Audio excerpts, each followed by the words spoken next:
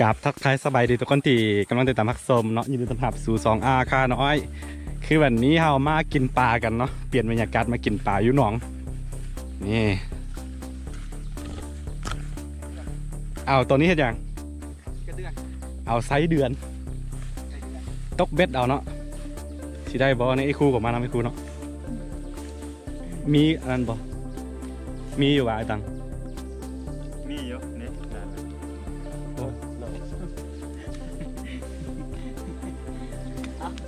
บ่เอาแฮมียังมาเอาตึกเบ็ดยังเดียวมาเลยนี่จะเจ้าของจะสลาเพิ่งได้ขั้นบ่ได้เรากับอันลงไปง่วมเอานี่ตอนนี้ก็ฝนตกมาอีกแล้วแต่ก็โชคดีไปนิดนึงว่าเขามีเถียงนาอยู่แล้วหลังจากที่จับได้เราก็จะไปกินอยู่นะเป็นมือสุดท้ายของไอ้คู่เนาะมือหนูสิกลับบ้านแล้วมือไปแล้วไปแล้ว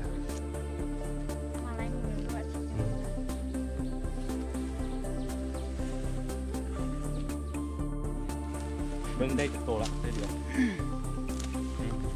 ในสำเนียงนี่คืออาหารปลาเอาไปใส่เบ็ดกันเบ็ดกับเบ็ดบ้านๆเนาะนี่อันนี้ได้มาตาสุดนี่ไหมนี่เบ็ดบ้านๆส่วนนี้เนาะอันนี้เบ็ดอมตะสุดนี่เดี๋ยวลองเบิ้งขั้นตัวนี้ได้ถือว่าโชคดีสุด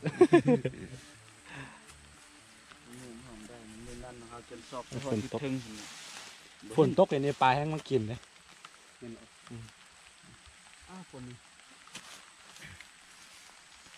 พี่ครูเข้าไปไหมเข้าไปเป็นตัวเองเป็นแขกเนาะมือกลับคนเดียวเด้อก็ต้องให้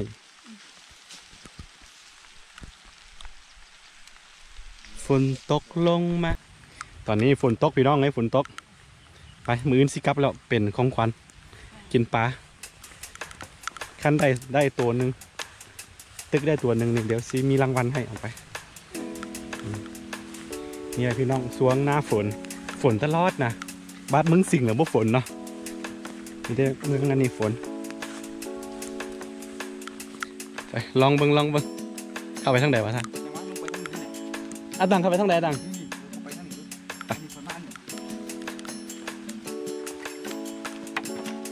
นี่ตอนนี้เราจะไปตกปลากันตกปลาพี่น้องเลยเปลี่ยนบรรยากาศมันจะอยู่ในภูอยู่ในปลานี่ก็ปลาขึ้นกันเป็นน้องปลาโอ้มีน้ำนะพี่แม่ภู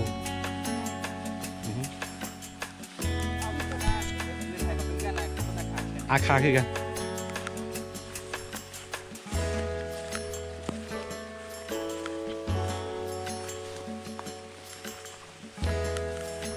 นี่หอดแล้วน้องปลาบ่มีปลาได้บ่มีวะดังลองเบิ้งน่าจะมีปลาคอไว้คือวิธีการสังเกตว่าจะมีปลาอยู่ในหนองบ่ฮันนะต้องเอากล้องนี้เข้าไปข้างในลองเลยครูเนาะลองเนาะเราจะเอากล้องจมไปข้างในเบิ้งข้างเลิกที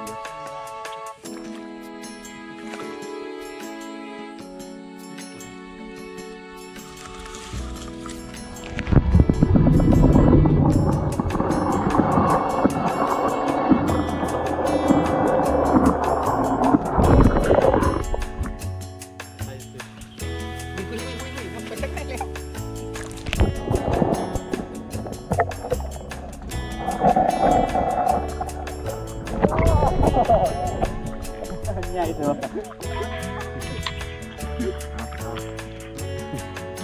ใหญ่ตัวหัว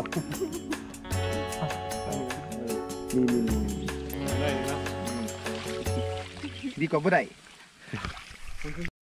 กินอีกตัวนึงตัวนั้นอันนั้นก่อนเนาะพาได้กินของเฮาเนอะไม่กันเวทบ้านนี่ทึกดีกว่าเบาเลยดูว่ามึงกินเป็นเบ็ดอมตะเบ็ดอมตะทึกดูว่ารุดอ่ะ นั่นเต็งกินเถอะดิกิน กินน้ำกินอ่ะ ลุด น้ำกินดีเลย เดี๋ยวไอ้ครูลองเบิ่งสิได้ปลาตัวใหญ่ๆคนนี้ เอาอีกเครื่องบาทเดียวเลย ได้ ถึงไป ตัวน้อย เอาเลย ๆเอาออกไอ้ครู ไปเอาอีกถึงไป กินได้เหมือนกัน อันนี้ก็มีอยู่นะปลาน่ะ น้อยแท้น้อยว่า แต่มันน้อย ซ้ำมันเห็บหมาซ้ำเห็บหมา เห็นหมา นี่สุดยอดผู้วิธีใส่น้ำมันนี่เขาสิบอกวิธี อุ้ ใส่ ย โอ้ยลุด ฟ้องดิใส่ กิน เออ อยากเอาฟ้องนะเอาฟ้องนี่นวลนี่มันบกไปนี่ อันนี้นี่สุดยอดผู้วิธีใส่ไม่ได้กินแหละไปเอาอยู่เทิงอ่ะเอาที่นี่อ่ะ เอาอีก อันนี้ใส่ก็ได้คำเอาได้นี่ เอามันก็กินเบ็ดดีกว่า กินโอ้ยคุณนี่ ไปเอาอยู่เทิงก็ได้เอาไปอีกหนองเอาตัวหนองตัวนี้คือรู้สึกว่าตัวน้อยๆพด ไม่ได้เลย หน่อยพดหน่อยคือเนาะ ปลา ปลาบ้าน เดี๋ยวเขาจะไปยามมันไม่เป็นหยังไปเทิง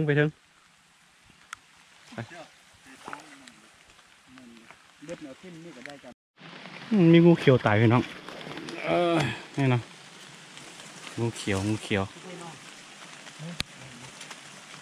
น่าจะเป็นงูเขียวหางไหมโบแมนบ่งูเขียวธรรมดาเนาะเอาไอ้ครู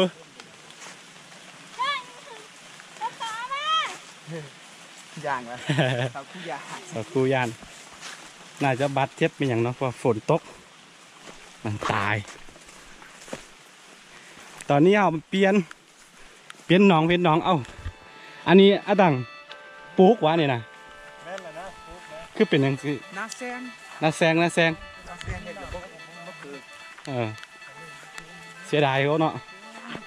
คืออันนั้นเขาเจ้านี้อันนั้นน่ะเอาครึ่งเขานี่มีหลายแต่ว่าเขา บุ้งวิธีมุ้งใส่น่ะเหมือนว่า แม่น ใส่เยอะมาก คืออันนี้คือนาแซงเนาะเขามาปลูกนาแซงแต่ว่าบ่มีน้ำแล้วก็เป็นแบบนี้หมดมันบ่มีเม็ดข้างในมันเสียดาย เนียวอันนาเนียวเขาเมืองพวกนี้เนียวอันนาชนิดนาแซงเดี๋ยวเขาเอามาใส่แบบเป็นอันนี้ เออ ธรรมดาหนำกับเพียงข้อวิธีเอาไว้เถอะ เอาไว้แท้ให้ไอ้ครูเป็นผู้อันนั้นดูไอ้ครูลองมือไอ้ครูนี่เขามาถึงอีกดองหนึง ใส่ก็ได้นี่ ให้ไอ้ครูลองมือไว้ใจสิมือไอ้ครูอยู่ เลิกบอกเลิกอ่ะ เลิก มันเลิกมีสุดบนนี่นะ ได้นะได้นะ ครูลองมือฮะลองเบิ่งอันนี้เป็นอีกดองกะเอาไปไกลนิดนึงอ๋อ โยนเขาเมื่อกี้นะโยนเข้าไปไกลนิดนึง โยนนี่ก็กินนะ กินแล้วไว้แท้ นานี่ปล่อยมันนะปานเทิง กินบ่โอ้ยเก่งเว้ยอะโล ป้าน เอา ใส่ใส่อะ บ่มีบอนไซบ่เอาทุกอย่างมาเนาะ พอคุยยังไม่ ตัวน้อย เสียบเสียบก็ได้โอ้ย ด้วย บ่ฮอด30 วิได้ตัวหนึงละบ่เป็นหยังนี่ไอ้อาดังเพิ่นโยนทิ้งไปก็ได้เอาเฮ็ดอีกเอาได้ใส่ได้อยู่ เอาเร็ว ไวเถอะ ไว้เว้ยไปโยนไปโอ้ยเก่ง มันจะสวยกว่าเธอ พูดแรงนะเด้อห้องก็เด้ออายุเนี่ย เอาอีกลุ่นเบิ่งลุ่นกินแล้วเอ้าโอ้ยอะโลเก่งเว้ยโอ้บ่แม่นเก่งแหละเป็นน้ำมีปลา ฝ่ายละนิดหน่อย เอาโอ้อันนั้นตัวใหญ่นิดนึง คือกัน ได้อยู่ ยัง ตอนนี้เห็น เอาไหม จะได้กิน วายเว้ยเดี๋ยวไปย่างปิ้งกินบ่เป็นหยังคือเหยื่อของมันคือไซส์เอ้ยเกับตกเหยื่อของมันคือไซส์เดือนเนาะในหูไหมไซส์เดือนที่เขาไปขุดมาเมื่อกี้นี่เอาลองไปอีก2 ตัวแล้ว บุเอิญ อันดอกปลา เก่งเว้ย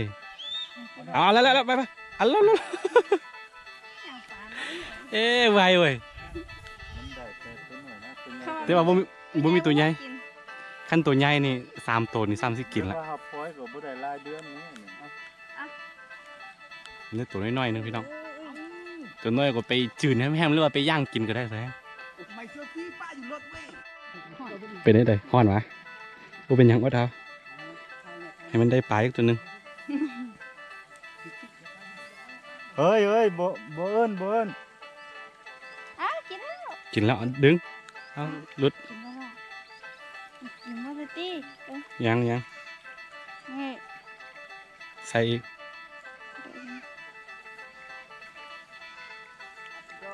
เก่งเลยได้3ตัว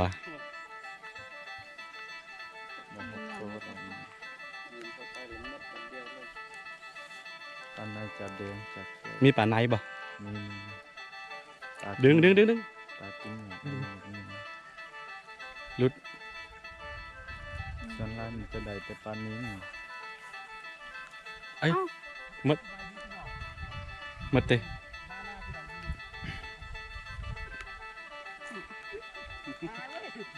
บ่เป็นตอนนี้เปลี่ยนทางเนาะมาทายทางนี้โอ้4 มือไอ้ครูบ่ธรรมดาไว้ได้3-4 ตัวละ น้อย ตากแดดตากฝนว่าเป็นหยังมืออื่นที่จะกลับแล้วเป็นถือว่าอันนั้นเนาะเปลี่ยนบรรยากาศเฮาอยู่แต่ป่าไปอยู่ป่าได้3-4 มือ กลับมานี่โอ้ยบ่กินอ่ะ ยายไปหันหมดเลยตี โอ้บ่ต้องปักเอาไปไกลๆพุ่นน่ะกินบ่กินอ้าวตัวน้อยๆหนึง มาพี่อาทิมาพี่นี่โอ้ย4 มือบ่ธรรมดาเว้ย4 มือบ่ธรรมดาใส่ได้มันเป็นลูกไผ่มึงได้อยู่ อ้าว เอาไป ชิมเด้อ ที่มันนี่มี เต้นพี่น้อง น้องใส่กำลังไทยคลิปอยู่มาจากซองไหนนี่ซองไหน มา ก็ จากซองเอบีกังผ่าละหู AB กัมพาลาฮูเนาะเป็นสุนทรลาฮูวะ นั่นแหละ โอเคอย่าลืมเข้าไปกดติดตาม คุย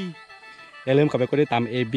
ไม่ก็ AB กัมพาลาฮูเนาะ นั่นแหละ ซองสื่อซอง AB กัมพาลาฮูอย่าลืมเข้าไปกดติดตามเพราะว่าจะมีตลกเฮฮามีอย่างเรียกว่าการใช้ชีวิตเป็นอย่างของสุนทรลาฮูเนาะ แม่นแหละ เขาเป็นลาฮูเนาะอย่าลืมเข้าไปกดติดตามให้น้องเขาเถอะเนาะนี่ตอนนี้นี่นะ แปลงนี่กัน แปลงสีมือบ่ธรรมดาไป แต่ละบอล เอาตัวยังถึงแบบบุญมาก ตัวใหญ่ไม่กินบุ้มบ่เลย ตัวใหญ่ในสำนั้นนี่โอ้ในเฮาได้อันตัวน้อยๆหมดเนาะตังเนาะ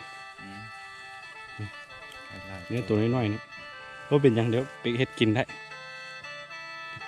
เสียดายข้าวพี่น้องให้ข้าวเป็นข้าวหน้าแสงนะเขาปลูกไว้แล้วบ่มีน้ำแล้วก็มันบ่เป็นอันนั้นนี่เป็นอันนี้หมด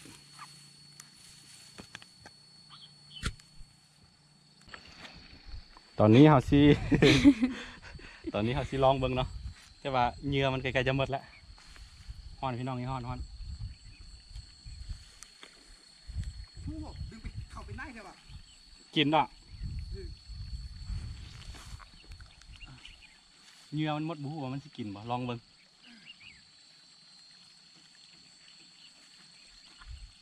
กินเถอะได้ เฮ้ย ฮัลโหล เลย ข้าวก็ได้คือกัน น้อย ตัวน้อยๆหนึง แต่ว่าป้าคือแบบพี่น้องเอาเดี๋ยวเขาไปเอาเลยป้าเขาไปเอาอันนั้น ป่าน้อยอ่ะ ตัวน้อยโพด ใส่ป้าดิป้า ไปขุดใส่เดือนอีกเด้อ กินแล้วพี่น้อง เห็นไหม ป้ากินแล้วพี่น้อง อะไรตัวนี้พี่น้องเอ้ย ก็ต้องมีแม่ ตัวแรกเนาะเพราะว่าเขาหาเริ่มเบิ่ง นี่พี่น้องนี่ ไอ้ครูเขาได้หลายตัวละ พี่น้องได้แล้ว ที่มันนี่ เอาเป็นทั้งเขาคือกันพี่น้องนี่ อันต่างใส่เดือนยังมีบ่ลองอีกตัวหมดใส่เดือน ใจดีเด้มาไว้ของเขาจะเอาปลาให้กินของกินข้าวที่เขา คือว่าได้ตัวใหญ่เนาะ ว่ามีตัวใหญ่มีแต่ตัวน้อยๆหนึงคือมันปลาหากบปล่อยได้ประมาณ3 เดือนนี่นะ ใส่ไปอมตะ ตัวบอลมีตัวใหญ่มันบ่กินเนาะโอ้ยรุด เอาในเบิ้ลต่อไปนะพี่น้องเนาะ อาหารหมดเลยโอเคตอนนี้เขาสิไปซอกอันนั้นกันไปซอกไส้เดือนมาใส่อีกเนาะเดี๋ยวเจอกันเอากลับมาที่เถียงนาแล้วเถียงนาน้อยของเขาตอนนี้เขาเฮ็ดอาหารกินเฮ็ดหยังละอะโบ เอามาหุง ตามมักฮงตามมะละกอ บ่มีอย่างแบบตามแบบบ้านๆนะบ่แม่นตามแบบซอยๆแล้วก็บีบมะนาวใส่ เอาจะกินแบบธรรมชาติแล้วก็ได้ปลานี่ตอนนี้เขาย่างปลา ไม่ดีเนาะ เออ ใส่ไม่ดีเนาะเดี๋ยวนี้เนาะนี่ ใส่ไม่ดี เฮาเฮ็ดแล้วมื้อนี้ ปลาเขาก็ตัวน้อยโพดเนี่ยทำนี่ว่าออนไลน์ เอาบัดนี้เฮาใส่เลยเด้ เอารถไปย่างกินอยู่เถียงนาอันเราสิลองชิมส้มตำของไอ้ครูเบ้างเนาะ ตามอยู่แซนี้ ตำมักฮง เว้ยตามได้นี่ เว้ยตำซอยๆแล้วก็นั้นซื่อๆเนาะเพราะว่าเขาบ่มีครก มาเลยได้ก็ได้แม่งละตามก็ได้ ตามก็ได้เพราะมีมักนาวแล้ว มันมีมะนาวละมีส้มใส่ละ มีส้มใส่มีซักคือกันแน่ โอ้โหแม่งเราเลือกกว่า เดี๋ยวบอกว่ามีครบ มีหมอกที่นี่อยู่นี่บ่มีว่านี่ใส่หมอก มีหม้อใส่หม้อใส่เลยเนาะกินข้าวอยุปลากินข้าวอยุปลากินข้าวอยุเถียงนา ปลาหรือเปล่า เออ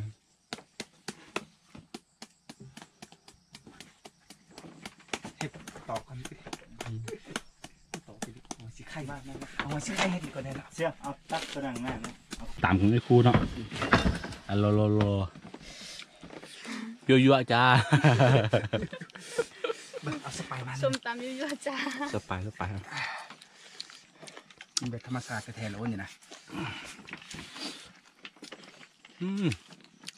รสชาติของมันคล้ายๆคือบางอย่างเลยปะเผ็ด ใครๆคือกินอยู่ป่าที่ บักฮงก็มักฮงจักปลา แม่ง บักฮง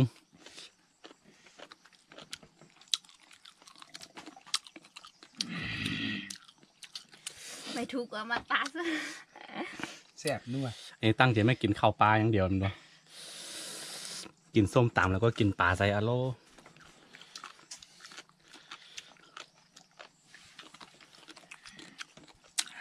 น้ำบุดตัว เผ็ดต้มเลย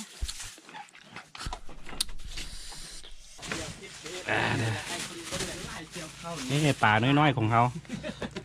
คือปลานี่เขาเลี้ยงแบบบ่ใช้หัวอาหารมาอย่างเนาะเลี้ยงแบบปล่อยไว้ตามธรรมชาติเลยนะมันก็รสชาติของมันก็จะต่างด้วยนึงต่างกับปลาที่เขาเลี้ยงด้วยอันหัวอาหารเนาะ แซ่บกว่า แซ่บกว่าอร่อยกว่าตอนนี้ให้ครูเป็นครูอันลองชิมบังกุระเพิ่นได้หลายโตเติบเลย ที่ใส่ว่าเจล เจียวได้หลายโตเติบนี่อาหารเขาพี่น้องเลยกินง่ายยังไงเป็นมือสุดท้ายแล้วเดี๋ยวก็ได้กลับบ้านแล้วเนาะเนี่ย เกลือ เกลือแป้งนัวไอ้น้องเขามีมาน้ำกันปั๊บจักคนวะ4 คน 5 คนครับไอ้ครูอันนี้เป็นแขกตั้งถิ่นตอนรับด้วย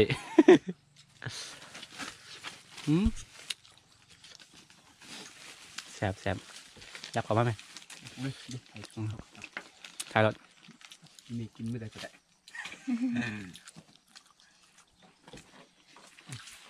ไอ้ครูเห็นอย่างนั้น แป้งเจียว แป้งเจียวใส่แป้งนัวแล้ว ใส่แล้ว มันก็เป็นบุกทักเลย ลองซิมบ้าง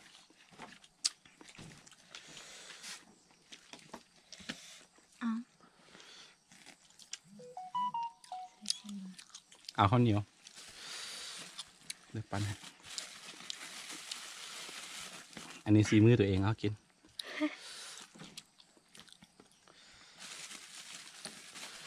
กินข้าวกันพี่น้องกินข้าวมาเด้อ FC ทุกคนผู้ใดที่บ่ท่านได้กินข้าวกินน้ำมากินน้ำกันเนาะกินบ้านๆ อยู่บ้าน โอเคเนาะเดี๋ยวนี้คือว่าเริ่มกินข้าวได้พี่น้องมื้อนี้เขาบ่กินก็ได้มาพออาคาหน่อยดีอาคาหน่อยนี่ดีใจหลายพี่น้องเอ้ยเขาบ่กินเลยมื้อนี้เบิดมื้ออดเอาพี่น้อง ๆเอาละทุกคนหลังจากที่เรากินข้าวกินน้ำอิ่มมาตอนนี้เราก็จะกลับไปบ้านแล้วเนาะแล้วก็เป็นมื้อสุดท้ายของกันซีอยู่น้ำกันแต่ว่ายังบ่ไปใส่เขาก็ซีน้ำไอ้คู่ไปอีกมื้ออื่นเนาะโอเคช่วงเวลาแห่งความสุขมันจะผ่านไปไวเสมอพี่น้องเอ้ยประมาณนี้เนาะสำหรับคลิปนี้เนาะผู้ใดมักแล้วก็อย่าลืมกดไลค์กดติดตามซองอาคาน้อยเผื่อบ่ได้พลาดวิดีโอใหม่ๆจากซองอาคาน้อยเนาะแล้วไว้เจอกันใหม่ในคลิปหน้าทุกคนบ๊ายบายไอ้ครูกลับบ้านก่อนเด้อคลิปสุดท้ายสำหรับกันที่อยู่เมืองเดี๋ยวเจอกันอยู่เมืองสิงห์อีกเนาะพรุ่งนี้